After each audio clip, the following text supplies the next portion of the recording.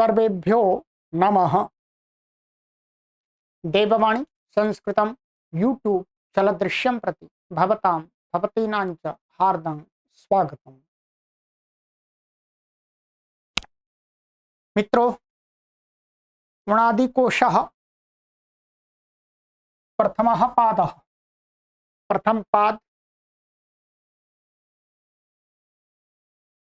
की कक्षा संख्या 2 को आज पढ़ेंगे। एक कक्षा हमने आपको भूमिका के रूप में पढ़ा दी है। आज से मुख्य रूप से आज से हमारा यह उणादि कोश आरंभ हो रहा। ठीक है, मैंने आपको बता दिया था ये पुस्तक, इस पुस्तक के माध्यम से पढ़ाऊंगा, तो पढ़ने वाले पाठक पुस्तक अवश्य मंगा लें। अवश्य इसलिए मंगा लें क्योंकि आपके पास में पुस्तक होगी तभी आप ठीक से समझ पाएंगे, ये भी ध्यान रखें। बाकी आपके ऊपर है, और जो पुस्तक के प्रकाशक हैं उनका भी पुस्तक का प्रकाशन करना सार्थक होगा।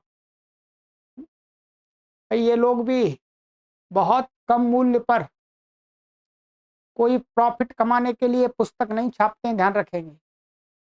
प्राय करके वर्तमान में संस्कृत भाषा की जो भी पुस्तकें प्रकाशित होती हैं वो प्रॉफिट कमाने के लिए नहीं होती, वो प्रचार प्रसार के लिए होती हैं। तो ये जो मैंने आपको पहले भी बताया, रामलाल कपूर ट्रस्ट है। रामलाल कपूर ट्रस्ट, आपको नाम तो ऐसा लग रहा है ये व्यक्तिगत ट्रस्ट है, परंतु नहीं, ये बहुत ही अच्छे परिवार के लोगों के द्वारा संचालित ट्रस्ट है। इनका पूरा ध्येय निस्वार्थ भाव से काम करने में है, और ये ट्रस्ट लगभग 100 वर्ष से अधिक हो गए इसको बने हुए। ये जब भारत आजाद भी, जब परतंत्र थे तब से चल रहा है, अंग्रेजों के समय से चल रहा है, और आज भी बहुत अच्छा कार्य कर रहा है। तो उनके कार्य का हमें लाभ लेना चाहिए। ठीक है, मेरा तो व्यक्तिगत तो उनसे कोई ऐसा वो नहीं है, लेन देन नहीं है, परंतु वो संस्था अच्छा कार्य कर रही है। उनके द्वारा एक संचालित संस्कृत की पाठशाला है जो एकदम बालकों को निःशुल्क पढ़ाती है। बालक करता बड़े लोगों को पढ़ाते हैं वो लोग। तो उसी पाठशाला में हमने भी अध्ययन किया है, तो इसलिए हमारा भी कर्तव्य बनता है कि हमने ये प्लेटफॉर्म तैयार किया है तो उनके द्वारा प्रकाशित जो पुस्तकें वो पाठकों तक पहुंच जाएं। ठीक है, इतना ही हमारा उनके साथ में वर्तमान में रिलेशन है, और वो अपना काम कर रहे हैं, हम अपना काम कर रहे हैं। ठीक है, उनकी पुस्तकें ये हमें पढ़ाने के लिए मिल रही हैं, यही बहुत अच्छी बात है, आप सभी के लिए अच्छी बात है। चलिए, तो आज से पढ़ना आरंभ करते हैं।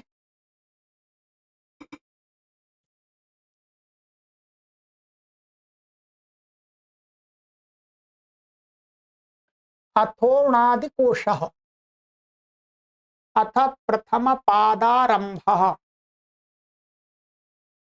ये ध्यान रखेंगे। वैसे इसके अंदर ये जो सूत्र हैं, सूत्र मैंने तो पढ़ते समय याद किए थे पहले। ठीक है, पहले ये लगभग 750 सूत्र है, इनको हमने पूरा रट लिया था, ऐसा अष्टाध्यायी के सूत्रों को रटा है वैसे इनको भी रट लिया था, रटा था उस समय। ठीक है, तो यदि आप में सामर्थ्य तो आप भी रट सकते हैं, और यदि सामर्थ्य नहीं है तो फिर आप इन सूत्रों को समझें। ठीक है, चलिएगा, पहला सूत्र है, अष्टाध्यायी पढ़ते समय भी कई बार ये आ चुका है। त्रिवापाजी में स्वादि साध्य शुभ्य उण। ठीक है, इसका कोई अर्थ ऐसा नहीं होगा, इसमें मुझे ही बताना पड़ेगा। इसमें क्या है, इसके अंदर ये धातुएं पड़ी हुई हैं। ठीक, ये धातु पड़ी हुई है, एक है क्री धातु,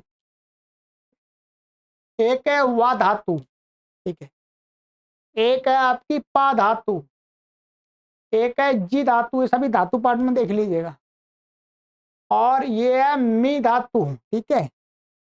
और ये है ये श्वद धातु है, तो स्वदी। इसमें एक बात ध्यान रखेंगे, इसके अंदर उणादि सूत्रों के अंदर अधिकतर क्या है, एक एक प्रत्यय करके धातुओं का निर्देश किया है। हर जगह तो नहीं, परंतु प्राय करके अधिकतर एक एक प्रत्यय एक लगा करके। एक वार्तिक था हमारा ये कि एक स्टिपऊ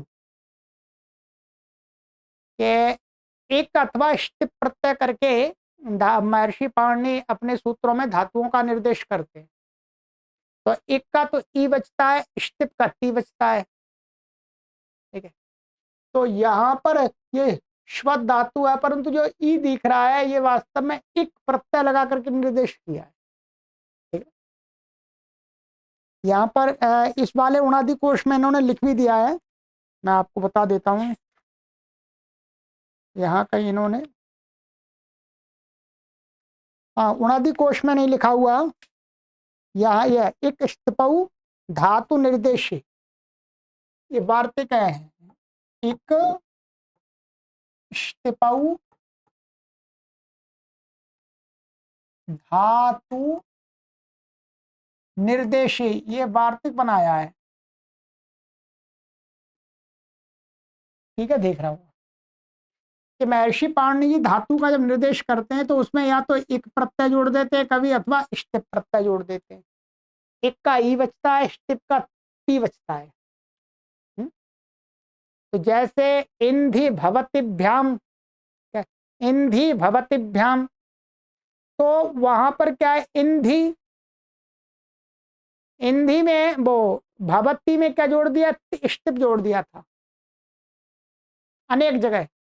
तो वैसे ही यहाँ पर स्टिप का तो नहीं जोड़ेंगे कहीं पर भी, क्या है यहाँ पर स्टिप का निर्देश तो धातु, इसमें इन्होंने कहा है कि इसमें उणादि कोश में सूत्रों में धातुओं का निर्देश क्या है, एक प्रत्यय लगा करके किया गया है, स्टिप का लगा करके नहीं किया गया, ठीक है। तो सभी में तो नहीं, ध्यान रखेंगे सभी में नहीं। तो ये हो गया। तो ये स्व धातु है, और ये वाली हमारी है साध, क्या है, साध। तो इसमें भी क्या है, यहाँ पर ऐसा ये अलग करेंगे तो साधी किया है इन्होंने, साधी है। और ये अशु, अशु, अशु से अशुंग धातु है, ठीक है। अशुंग का अश है, अशुंग नहीं है। एक मिनट, ये अशुंग, अशुंग का, हाँ अशुंग का अश बचता है, तो ये अशुंग का अशुंग धातु है, तो ये लिया इन्होंने, ठीक है। तो इसमें क्या है, इसमें भी ये एक का ही निर्देश है, तो ये हट जाए, एक तो हट जाता है। तो अब इससे क्या हो गया, क्री धातु, वा धातु, पा धातु, जी धातु, मी और स्वद, साध, ठीक है, और अशुंग। तो अशुंग का अश बचता है। इन धातुओं से उण प्रत्यय होता है, क्या है, उण प्रत्यय होता है, और साथ में उणादयो बहुलम से वही बहुल करके होता रहेगा। इसके अलावा इन धातु उण प्रत्यय होता है, उण की जगह दूसरा प्रत्यय भी हो जाता है, और उण प्रत्यय इन धातुओं से छोड़ करके दूसरी धातुओं से भी हो सकता है, बहुलम का ये अर्थ हो जाता है। तो क्या हुआ अब इसका, इन धातुओं से उण प्रत्यय होकर के क्या बना, कारुः, वायुः, पायुः, जायुः, मायुः, स्वादुः, साधुः, आशु। ये आशु और आशु ये दो बना दिए, ये एक बना दिया अव्यय और एक बना दिया शब्द, ठीक है। अभी बताएं, आशु का अर्थ होता है शीघ्र, क्या आशु, आशु या अव्यय उसका अर्थ है शीघ्र, और आशु दूसरा जो अर्थ है इसका, उसका अर्थ होता है आशु माने शीघ्र भोजन करने वाला, ठीक है, शीघ्र भोजन करने वाला। तो अब देखिएगा इसमें क्या है, क्री धातु थी ये, और ये उण प्रत्यय हो गया, इसकी अण की संज्ञा हो गई, पूर्व सब कुछ होकर के यहाँ पर अचो एणती से क्या हो जाएगा, इसको वृद्धि हो जाएगी तो कार हो जाएगा, उरणा परा और वृद्धिरादि शादी लग करके कार, कार उ स्वादि उत्पत्ति करके कारु, ऐसे बनेगा। यहाँ पर कहीं सिद्धि नहीं देंगे, ध्यान रखेंगे। ठीक? और ऐसे ही वा धातु है, वाह, और ये उण हो गया। अब ये आकारांतरणित प्रत्यय, तो अष्टाध्यायी का वही सूत्र, आतो युक्त चिन्ह कृतो से क्या हो जाए, आतो युक्त चिन्ह कृतो से आकारांत को युग आगम हो गया यहाँ पर। तो यह बचा, तो वायु, ऐसे पा से पायु, जायु, ठीक है। जा में क्या है, जी धातु है, यह जी और ऊ, और यह वृद्धि हो जाएगी जई, और आय आदेश होकर के जायु बन जाएगा। ऐसे मी धातु है तो मायु बन जाएगा। ठीक है,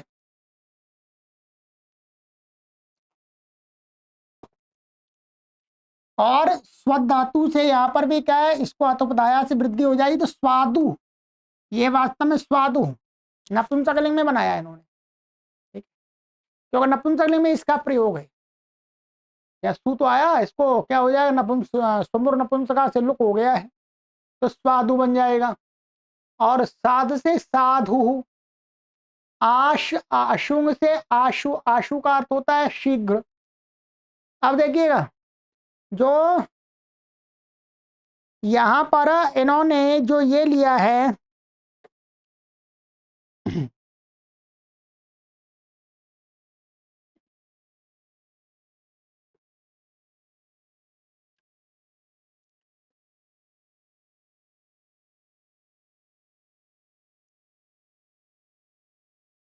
या अशु व्याप्त धातु है, ठीक है, ये अशुंग नहीं है, अशु है, अशुंग अलग है, अशु है धातु।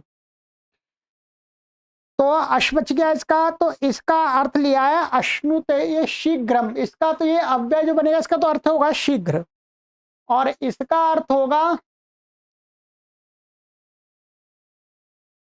ये इन्होंने यहां पर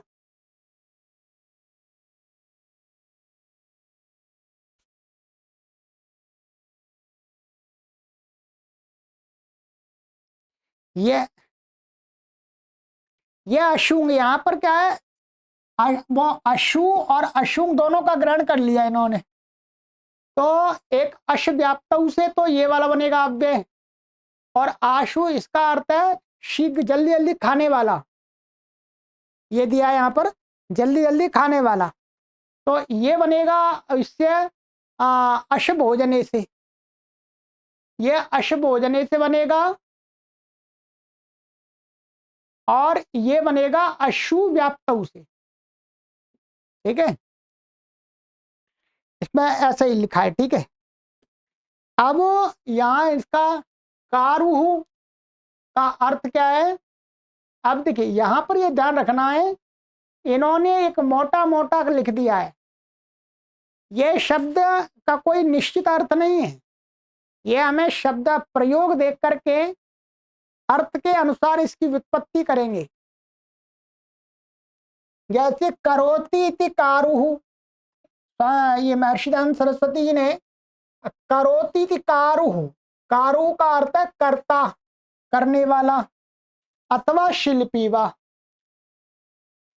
कर्ता ये तो हो गया यौगिक अर्थ इसका, और ये हो गया योग रूढ़। शिल्पी, शिल्पी कुछ करता भी है और उसके लिए वो, उसके लिए प्रयुक्त भी होता है कारू। ठीक है, तो इस प्रकार से, तो अब मैं मेरे पास में ये है, इसमें कारू का अर्थ दिया करने वाला, शिल्पी अथवा वही करता दिया है। ठीक है, बाकी मैंने आपको सब वाती थी वायु, वायु, वायु का अर्थ है हवा, यही जो चलती है, इन्होंने भी यही दिया है, वाति गच्छति जानाति व्या इति वायु पवना परमेश्वर होगा। स्वामी दयानंद सरस्वती ने बहुत अच्छा कर दिया कि जो जाता है अथवा जानता है, उसको वायु बोलते हैं। तो पवन, पवन माने जो एयर, जो हवा है, उसको भी वो वायु बोलते हैं। और परमेश्वर होगा, परमेश्वर को भी। अब देखिएगा, ये जो अर्थ हो गया परमेश्वर, और ये दोनों ही क्या अर्थ हो गई, यौगिक हो गई। साथ में पवन, जो पवन के लिए ये योग रूढ़ है, अर्थात ये तो परमेश्वर जो अर्थ निकल करके आ रहा है, ये तो यौगिक का अर्थ हो गया इसका। क्योंकि परमेश्वर भी सब जगह व्याप्त है, सब जगह चल रहा है। उपनिषदों में भी कहा है कि वो बहुत तेजी से चलता है। उससे जल्दी वो कोई व्यक्ति जहां पहुंचना चाहता है वहां पहले पहुंचा हुआ होता है, हैं? तो इस प्रकार से परमेश्वर में तो यौगिक अर्थ घट रहा है वायु का।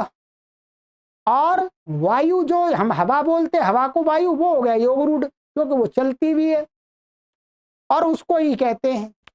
चलता तो आदमी भी है, परंतु आदमी को तो वायु नहीं बोलते। ये समझना है आपको, धीरे धीरे समझ में आएगा ये सारी, ठीक है। इसी प्रकार से वाति, गच्छति, जानाति, वायु शब्द का प्रयोग और भी किसी अर्थ में है, तो आप उसके अनुसार ही ऐसी व्युत्पत्ति, यानी इस प्रकार का अर्थ निकाल करके बताएं। ये ध्यान रखेंगे। वायु शब्द आत्मा के लिए भी प्रयोग होता है, क्योंकि आत्मा भी गतिशील है, एक शरीर से दूसरे शरीर में जाती है। कोई कहे आत्मा को वायु क्यों कहते हैं, तो फिर आपको कहना पड़ेगा, माने वायु अर्थात वाति गच्छति एकस्मात् स्थानात् अपरम स्थानम सह वायु आत्मा। जो एक स्थान से दूसरे स्थान को प्राप्त होती है, एक स्थान माने एक शरीर से दूसरे शरीर को जो प्राप्त होती है, इसलिए आत्मा को भी वायु कहते हैं। तो ये शब्द के अर्थ को, प्रसंग को देख करके हमको ये सीखना है। यही सारी प्रक्रिया निरुक्त के अंदर ऐसे ही बताते हैं। जब आपका अभ्यास थोड़ा सा यहाँ हो जाएगा, फिर आप निरुक्त में बहुत अच्छी प्रकार से समझने लगेंगे, ठीक है। तो ये कर दिया। ऐसे ही आगे यहाँ पर बताया, पाति रक्षति सह पायु रक्षकः गोदेन्द्रियम्बा। पायु किसको बोलते हैं, जो रक्षा करता है उसको पायु बोलते हैं। परमात्मा को भी पायु बोलते हैं, तो परमात्मा भी रक्षा करता है। इसी प्रकार से दूसरा, जो भी रक्षा करता है, यदि उसके लिए हम प्रयोग करेंगे तो वो क्या होगा, यौगिक अर्थ। और पायु गुदेन्द्रियम्बा, जो गुदा इंद्रिय है, जो मलेंद्रिय है, उसके लिए भी पायु शब्द का प्रयोग है। वो योग रूढ़ है, क्योंकि वो भी हमारी जो वायु, वो प्राण शक्ति आदि की, उसकी रक्षा करती है, हमारे मल को रोक करके रखती है, जितना शरीर के लिए आवश्यक पदार्थ है उनको, है तो वो भी रक्षा करती है, इसलिए उसको। परंतु ये क्या है, पायु शब्द गुदा इंद्रिय के लिए क्या है, योग रूढ़ है। क्या है, योग रूढ़ है। और जब हम परमात्मा के लिए लगाएंगे तो वो यौगिक हो जाएगा। और किसी के लगाएंगे, जैसे पायु शब्द जो रक्षा करने वाला है, तो वही दिखाया, ठीक है। वही यहां पर भी दिया है इन्होंने कि पायुर्गुदम, ये भट्टो जी दीक्षित जी ने ये दिखाया यहां पर कि पायुर्गुदा स्थानम। इन्होंने केवल एक ही दिखाया, गुदा स्थान। और जयति अभिभवति रोगान जायु औषधम। यहाँ पर जयति अभिभवति तिरस्करोति शत्रुन इति जायु शूरः, जयति रोगान इति जायु औषधम वैद्यो वा। अब देखिए, महर्षि दयानंद सरस्वती जी ने कई अर्थ कर दिए, और भी अनेक हो सकते हैं। ये कोई एकदम इतना नहीं है फिक्स के इतना ही होना है। ये था जयति अभिभवति तिरस्करोति शत्रुन जायु शूर। शूर को भी जायु बोलते हैं, जो शत्रुओं को पराजित कर देता है, तिरस्कार कर देता है, उसको शूर को भी जायु बोलते हैं। जयति रोगानि तिजायु औषधम, औषध क्या है, वो भी तो रोगों पर विजय प्राप्त करती है। अथवा वैद्य, वैद्य भी रोगों को ठीक करता है, तो वैद्य को भी जायु बोलते हैं। हो गया आपको। वाह, वाह से कहने का तात्पर्य है कि और भी इसी प्रकार से हो सकता है। ठीक है, फिक्स मत मानिए, मैं बार बार आपको कर रहा हूं, ये फिक्स अर्थ नहीं है इतनी, इनके और भी अनेक अर्थ हो सकते। उणादयो बहुलम, बहुलम का यही अर्थ है। और देखिएगा, यो मिनोति प्रक्षिपति स मायु, अथवा मिनोति प्रक्षिपति ऊष्माणम इति मायु पित्तम। ठीक है, मायु, मायु क्या है, इन्होंने तो भट्टोजी दीक्षित जी मिनोति प्रक्षिपति देहे ऊष्माणम वा मायु पित्तम, पित्त के लिए दिया। पित्त क्या है, शरीर में गर्मी को उत्पन्न करता है, तब यह शरीर जलता है। यदि पित्त की मात्रा कम हो जाती है तो आदमी को ठंडा होने लगता है, ठंडा होने लगता है। ठीक है, अच्छा, अथवा जो मिनोती प्रक्षिपति जो फेंकता है उसको भी मायु बोलते हैं। ये जो इस प्रकार का जो कुछ कहीं प्रयोग होगा उसके लिए कर सकते हैं हम। ठीक है, तो ये मायु दिखा दिया इन्होंने, अथवा ये वाला दिखाया है जो भट्टोजी दीक्षित जी ने दिखाया है, वो वाला ये वाला दिखा दिया इन्होंने, मायु पित्तम। ठीक है, नीचे क्या है इसमें ध्यान रखेंगे, टिप्पणी में नहीं बताऊंगा, यहाँ पर ये टिप्पणियां लिखी है, संख्या 3 और ये संख्या लिखी ना नीचे, ये युधिष्ठिर मीमांसक जी ने टिप्पणियां लिखी हैं, आप स्वयं इनको पढ़ करके समझ सकते हैं, जो भी विशेष कुछ बताया है वो आराम से समझ सकते हैं। ठीक है, आइए, तो ये हो गया। अब है आपका आपका मायु स्वादु, गाम विकृताम वाचम मिनोती गोमायु श्रृगालो वाह।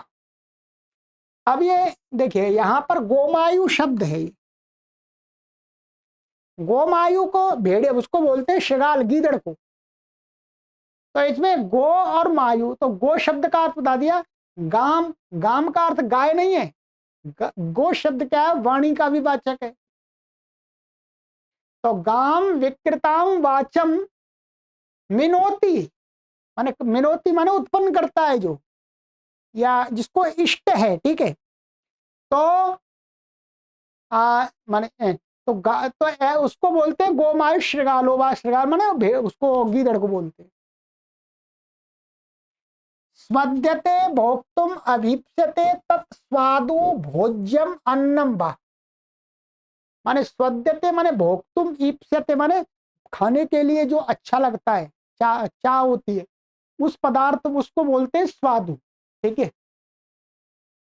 भोज्यम अन्न है खाने योग्य, योग्य अर्थ भी का वो खाने योग्य कोई अन्न भी बता दिया इन्होंने। तो स्वादु इन्होंने यहां पर जो दिया था वास्तव में ये स्वादु, तो यहाँ पर ये दिखाया स्वद्यते भोक्तुम अभीप्स्यते तत्स्वादु, माने जिसको खाने के लिए चाह होती है, जो खाने के लिए माने इष्ट पदार्थ होता है, उसको स्वादु बोलते हैं, स्वादु भोजन। तो वो आपका भोज्यम अन्नम बा, कोई भोज्य पदार्थ अथवा अन्न वो भी हो सकता है। ठीक है, इस प्रकार से बताया है। और यही यहाँ पर लिखा हुआ है इन्होंने। और ये क्या है, एक तरह से तीनों लिंगों में चलेगा, ये नपुंसकलिंग में दिखा दिया, पुल्लिंग में भी चलेगा और स्त्रीलिंग में, स्त्रीलिंग में स्वाद्वी भी बन जाता है, स्वाद्वी, तो एक प्रकार से विशेषण बनाया गया है। ठीक है, ये हो गया। ऐसे ही साधु का दिखाते हैं, यहां पर देखिएगा, साधनोति धर्म्यम कर्मेति साधु सज्जना, माने जो धर्म कर्मों को सिद्ध करता है उसको बोलते हैं साधु, माने सज्जन व्यक्ति को साधु बोलते हैं। ठीक है, साधु बोलते हैं। और भट्टोजी दीक्षित जी ने कहा साधनोति पर कार्यम साधु, दूसरे के कार्यों को जो सिद्ध करता है तो साधु बोलते हैं, अच्छा व्यक्ति बोलते हैं। अश्नुते व्यापनोति तत् आशु शीघ्रम, ध्यान रखेंगे क्या है। अब अश्नुते माने व्यापनोति, ये अशु व्याप्त उसे लिया है इन्होंने। आशु शीघ्रम, शीघ्रम का पर्यायवाची है आशु। अथवा अश्नुते सद्य अध्वानमिति आशु अश्व, माने जो मार्ग को जल्दी ही प्राप्त करा देता है ऐसा घोड़ा, घोड़े को भी आशु बोलते हैं। ये तो है ही। अथवा अश्यते, ध्यान रखेंगे,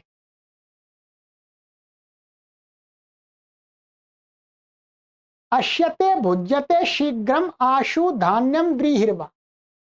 अब ये क्या है, ये जो वाला ये अश्व भोजन है, ये वाला वाद वाली जो व्युत्पत्ति दिखाई है अश्व भोजने से दिखाई है, जो आराम से जल्दी खाने लायक तैयार हो जाता है, मतलब जिसको आराम से खा लेते हैं, तैयार है आराम से खा लेते हैं, चावल आदि आराम से खाया जाता है, ठीक है। तो उसको उसको भी क्या बोलते हैं, आशु धान्यम व्रीहिर्वा।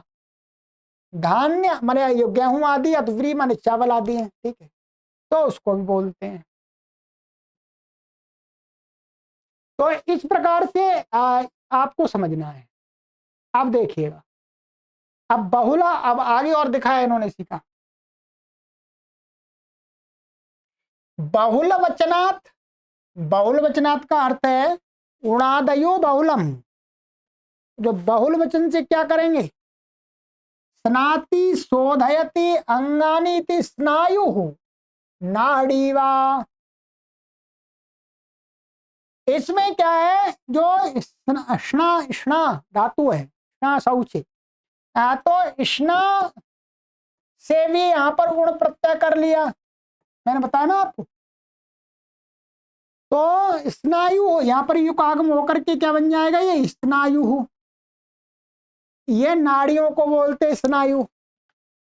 अब इसमें तो वो स्ना धातु नहीं है, तो बहुल वचन से अर्थात जो धातु से यहाँ पर नहीं गुण प्रत्यय का, उस धातु से गुण प्रत्यय हो जाता है, ठीक।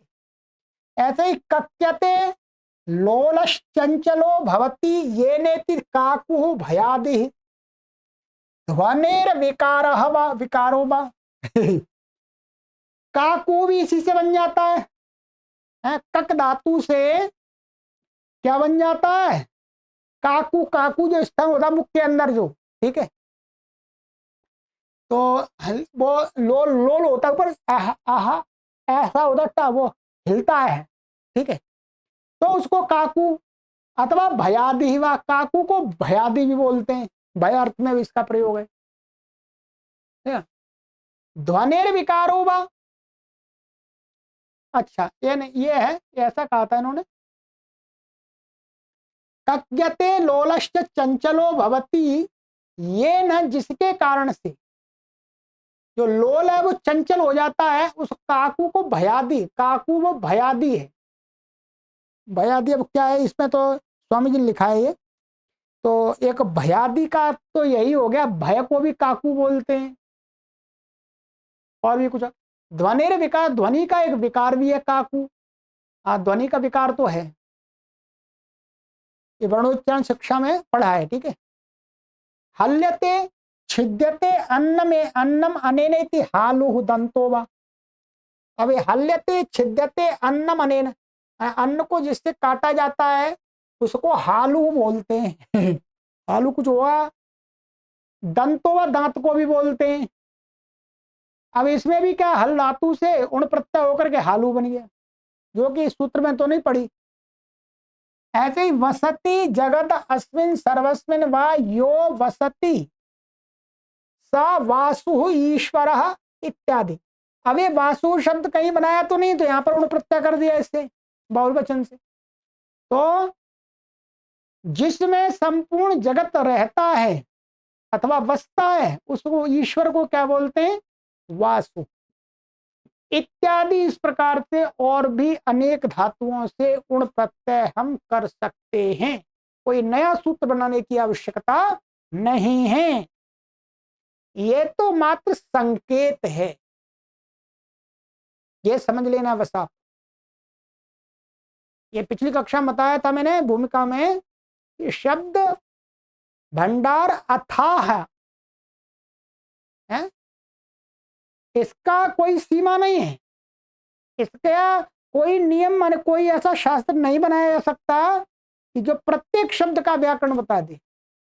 हाँ, प्रत्येक शब्द के लिए व्याकरण का तरीका बताया गया। ठीक है, देखिए, तो ये हो गया। तो इस प्रकार से समझना है। अभी मैं तो कुछ आपको बताता जाऊंगा, पर आपको ये बाद वाला भाग तो अपने आप ही पढ़ना पड़ेगा। सरल है, कठिन नहीं है। ठीक है, जिन धातुओं का आपको वैसे कोश में देखते जाइएगा। ठीक है, आप जितना पढ़ सकते हैं वैसे गुरुकुल आदि पाठशाला में इसको पढ़ाते नहीं है। ठीक है, अब सिद्धांत कौमुदी में यही अर्थ दिए हैं। आशु का अर्थ दिया है, वही व्रीहि दिया है, पाटल स्यात। ठीक है, ये दिया है। तो धान्य अर्थ ही दिया है उन्होंने भी, वही अर्थ यहाँ पर दे दिया। स्वामी जी ने और भी अधिक अर्थ दे दिए हैं। ठीक है, तो कोई इसमें अंतर नहीं आया।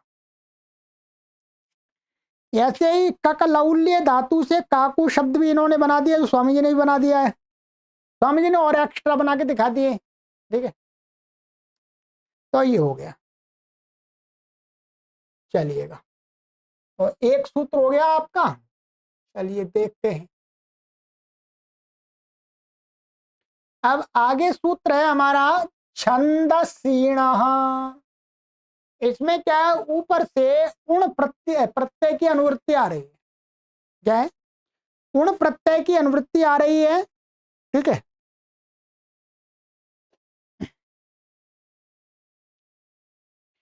तो इसका अर्थ होगा छंदसी विषय इण इण धातो उण प्रत्यय स्यात्। छंद विषय में, वेद के विषय में इण धातु से उण प्रत्यय हो जाता है। तो ये इण धातु है आपकी, और ये उण प्रत्यय हो गया। ये अब यहाँ पर उण को मान के इसको वृद्धि हो जाएगी, तो क्या हो जाएगी, आई। और एचो यबा यावा लग करके आ यू, आयु बन गया। और फिर स्वादि उत्पत्ति करेंगे, ध्यान रखेंगे, स्वादि उत्पत्ति करके आयु। ये उकारांत आयु शब्द है, जो ध्यान रखे, तो हम लौकिक साहित्य में देखते हैं आयु, वो सकारांत है। क्या है, आयुष शब्द है वो, ये उकारांत है। इसका केवल वेद में ही प्रयोग होता है। इसके रूप चलेंगे वायु के समान, गुरु के समान।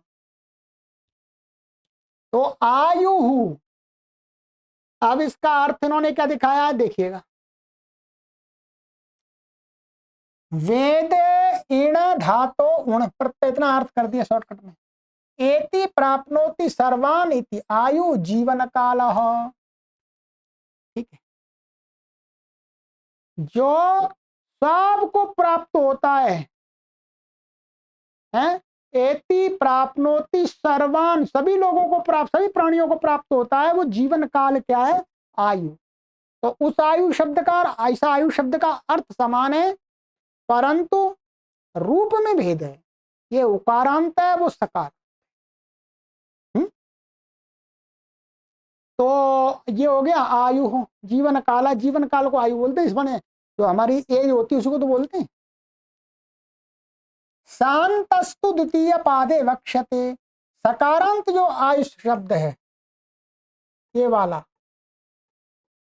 ऐसा, ये भी, ये जो कोई कहता है, इसको कहते हैं, इसकी व्युत्पत्ति तो माने इसका जो, इसके लिए सूत्र दूसरे पाद में आएगा।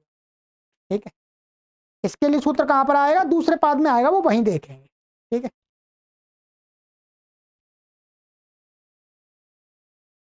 तो ये बस इतना है। ठीक,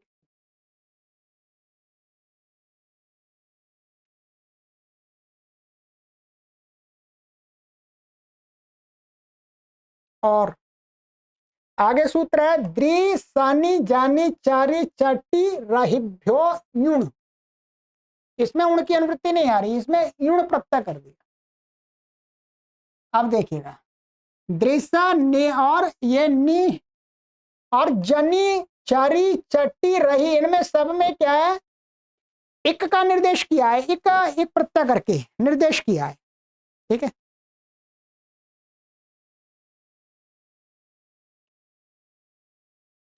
तो इन धातुओं से युण प्रत्यय होता है। यहां पर सूत्र भेद है, ध्यान रखें, सूत्र पाठ भेद है।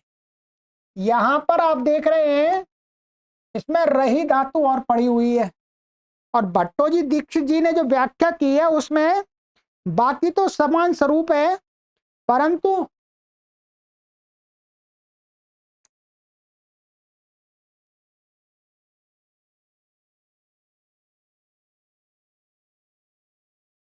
उसमें ये रही धातु नहीं है, वहां रही नहीं है, केवल चट्टी तक ली है, तो पाठ भेद होता है। ठीक है, अब वास्तव में इसमें क्या है, ध्यान रखेंगे, यहाँ पर ये ऐसा है, ये दीर्घ रीकारांत होना चाहिए, द्री विदारण है। यहाँ पर ये प्रिंटिंग मिस्टेक हो रही है, क्या है ये द्री है, वास्तव में द्री है। ठीक है, तो इन धातुओं से द्री, सनी, जानी, चरी, चट्टी, रही, इन धातुओं से युण प्रत्यय होता है। तो द्री से करेंगे तो क्या बन जाएगा, दारू। इसका नपुंसकलिंग में प्रयोग है, इसलिए नपुंसकलिंग दिखाया है। ठीक है, और ये सानु, सन धातु से सानु बन गया। ठीक है, सनी, और जनी धातु से जानू बन गया, ये नपुंसकलिंग में प्रयोग है। चरी धातु से चारू बन गया, ये भी नपुंसकलिंग में प्रयोग है। और चटी धातु से चट से चाटू बन गया, और रही से राहु बन गया। ठीक है, भट्टोजी दीक्षित जी ने क्या किया है इसमें,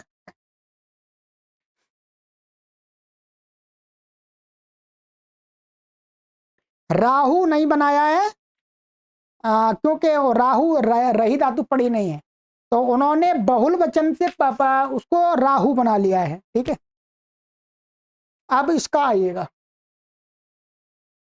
सिद्धि में कुछ भी नहीं है, यहाँ पर वृद्धि हो गई है, यहाँ सब जगह वृद्धि हो गई है, वृद्धि हो गई, वृद्धि हो गई, अतुपदाया अतुपदाया, और यहाँ पर तो अचोणति से हुई थी, यहाँ पर भी अतुपदाया और यहाँ पर भी अतुपदाया।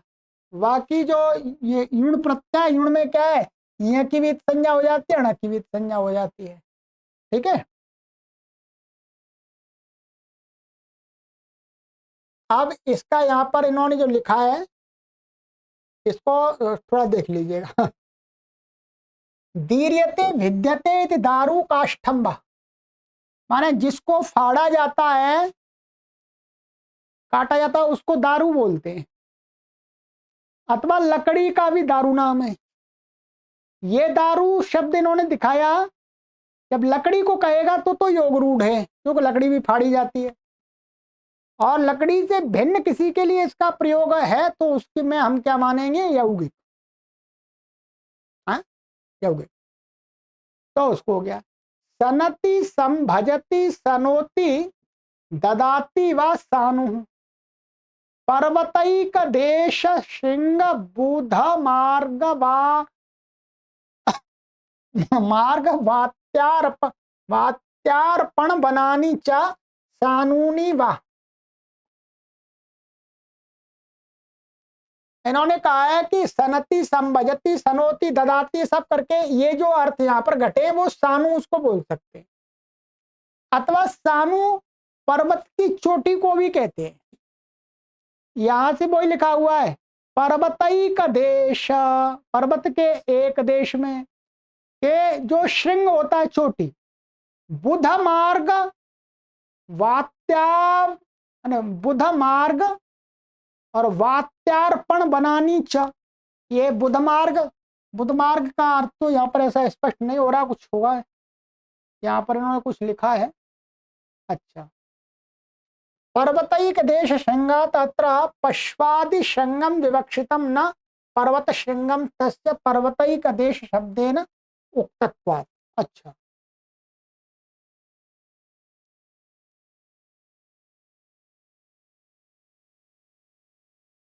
आज यहाँ पर इन्होंने ये कहा है जो मैं अभी बताया था कि पर्वतैक देश श्रृंग, यहाँ पर वास्तव में पर्वतैक देश श्रृंग शब्द से पर्वत का एक देश चोटी को नहीं कह रहे, इनका भी कहना ठीक है, पंडित दृष्टिमीमांसक जी का, क्योंकि श्रृंग यहाँ पर पशु के श्रृंग के लिए प्रयोग हो रहा है। ये जो सानु शब्द पशु के सींग के लिए भी प्रयोग होता है, क्योंकि यदि चोटी को कहना होता तो सिंह की कहने की आवश्यकता नहीं थी, ये कह रहे हैं। वो तो पर्वत एक देश, वो चोटी पर्वत का एक देश होती है, उतने से काम चल जाता, इनका ऐसा कहना है। और बाकी आगे बुध मार्ग, बुध मार्ग वात्यार्पण बनानी, ये बनो किसी बनों के भी नाम होंगे, ठीक है। सानूनी वाह, उनको तो ये बहुवचन में दिखा दिया है, सानू का ये बहुवचन में दिखा दिया नपुंसकलिंग में। इनके लिए भी प्रयोग होता है, या विद्वानों के जो मार्ग हैं उनके लिए भी कहीं प्रयोग दिखाई देता होगा, ठीक है। और ये वात्यार्पण बनानी वनों के लिए भी है, और वात्या, ये वात्या,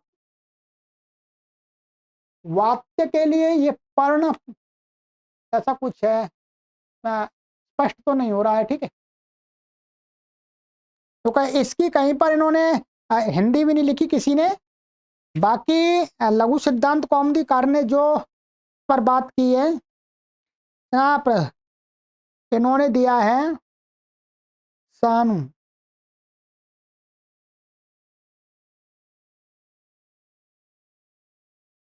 चोटी, शिखर, पर्वत आदि को सानू कहते हैं।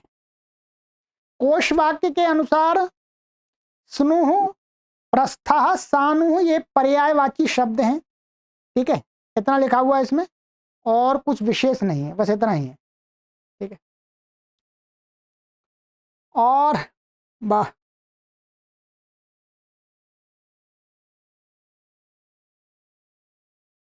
दूसरा एक यहाँ पर इन्होंने ये बताया है कि जानू बनाया, जानू, तो जानू जायते अस्मात् तक जानू, जंघाया उपरि भागो वा, ठीक है। तो इसमें जानू बनाया इन्होंने घुटना, जंघा का ऊपरी भाग, ऐसा बताया। तो इसकी जायंते अस्मात्, इससे ही माने घुट, जो जंघा का भाग है वो घुटने से ही ऊपर का उत्पन्न होता है, ऐसा कुछ दिखाना चाहा है इन्होंने। तो जंघाया ऊपरी भागो वा, जंघा के ऊपर भाग को, अथवा नहीं, ये ऐसा कहना चाह रहे हैं कि जंघा के ऊपर भाग घुटने को भी बोलते हैं, जंघा के ऊपर माने जंघा के आगे का भाग, ठीक है। और जायंते अस्मात् तक जानू, अथवा जिससे उत्पन्न होता है उसको भी जानू बोलते हैं, ये यौगिक अर्थ हो जाएगा। और ये हो गया। यहां पर क्या है, जानू में कहते हैं वृद्धि कैसे हो गई, यूण प्रत्यय करके वृद्धि कैसे हो गई, अतोपदाया से वृद्धि होगी। तो कहते हैं अतोपदाया से वृद्धि होगी, तो उसका तो निषेध किया है जनिबद्धोश्च, 7वें अध्याय के तृतीय पाद का ये 35वां सूत्र है, इससे क्या किया है, निषेध किया है, ये निषेध किया है। इससे तो जन धातु को वृद्धि नहीं होगी, इतने प्रत्यय पहले, तो फिर कैसे होगी।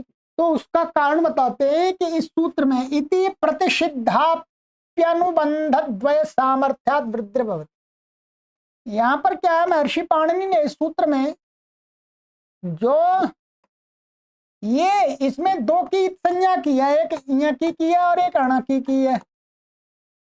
भाई वृद्धि तो एक ही से हो जाती, तो कहते हैं अनुबंध दो लगा दिए। इसका मतलब कुछ विशेष बताना चाह रहे हैं, विशेष यही बताना चाह रहे हैं कि जनि बद्धोष्ठ से जन धातु को वृद्धि का निषेध नहीं होगा, यहाँ पर वृद्धि हो ही जाएगी, ठीक है। तो अनुबंध दो का ये प्रयोजन हो गया, तो ये होगा वृद्धि भवति। यही बात यहाँ पर लिखी है सिद्धांत कौमुदी में इन्होंने भी, यह जनिबद्धोष्ट इति न निषेधा अनुबंध द्वय सामर्थ्या, वही बात है, ठीक है। चारु रम्यम चरति चक्षु आदिशु इति चारु शोभनम, माने आंखें जहां पर टिकती हैं, चरती माने जहां पर गति करती हैं, उस रमणीय स्थान में तो गति करती हैं, आंखें बुरी चीज को तो नहीं देखना चाहती, तो शोभनम को भी चारु बोलते हैं। चटति भिन्न भिन्नति चाटु प्रियो बचोवा, ठीक है। जो चटती और भिनत्ती माने जो फाड़ता फटता है उसको चाटू बोलते हैं, अथवा प्रिय बच्चों व प्रिय वाणी को प्रिय वाणी को भी बोलते हैं, मधुर वचन को भी बोलते हैं चटू, वो चाटू। और सिद्धांत कौमुदी में लिखा है चाटू प्रियम वाक्यम, प्रिय वाक्य को मधुर वाणी को ही चाटू बोलते हैं। और यहां पर यह भी लिखा हुआ है, सिद्धांत कौमुदी में लिखा हुआ है कि चटू प्रयोग भी है इसके लिए। ये चाटू है, ये तो इसका हो गया, चट्टू भी मिलता है कहीं, चट्टू का भी यही अर्थ है, तो उसके लिए बोलते हैं मृग मृग मृगयावाद कुप्रत्यय चटु इत्यपि। ये मृगवादी गण में आगे कई सूत्र आएगा तो वहां पर कुप्रत्यय करके चटु शब्द सिद्ध किया है। कुप्रत्यय करके तो यहां पर वृद्धि नहीं होगी, तो चटु शब्द का और चाटू दोनों पर्यायवाची है एक तरह से, तो चटु शब्द कुप्रत्यांत है परंतु, ठीक है। ये यहां पर ये हो गया, एक मिनट,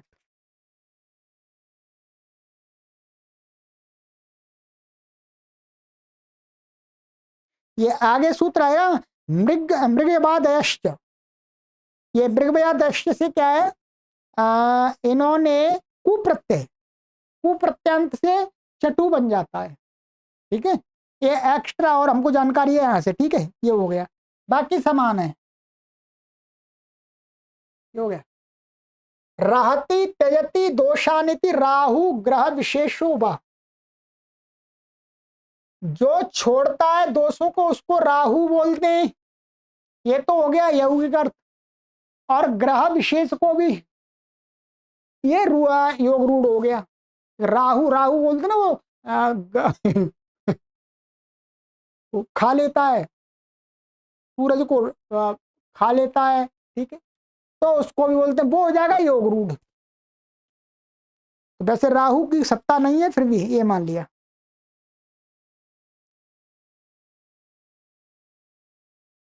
चलिएगा,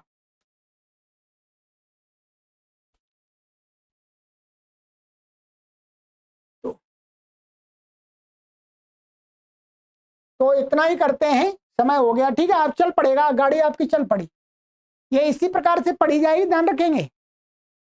और आप इस प्रकार से पढ़ते पढ़ते पढ़ते पढ़ते आपकी बुद्धि में एक अलग प्रकार का ही परिवर्तन आ जाएगा, ध्यान रखेंगे। यह हमें ऐसा, हमने इस पद्धति से गुजरे ना, इसलिए तो आपको इसी प्रकार से पढ़ना है, और कोई तरीका नहीं है, इसका ध्यान रखेंगे। मैं तो आपको बहुत एक्स्ट्रा पढ़ा रहा हूं, ये मानिएगा।